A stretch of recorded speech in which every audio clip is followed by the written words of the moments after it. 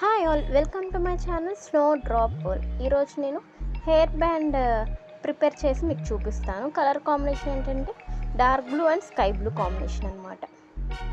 Last time నేను video పెట్టాను కదా, ఈ హెయిర్ బ్యాండ్ కూడా కస్టమర్ అడిగారు, మొత్తం ప్యాక్ చేశాను అని.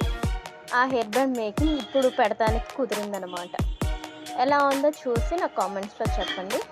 అండ్ అలానే మీకు ఇంకా డిఫరెంట్ కలర్ కాంబినేషన్ ఏమైనా కావాలన్నా చెప్పండి నా కామెంట్స్లో. Thank you, bye.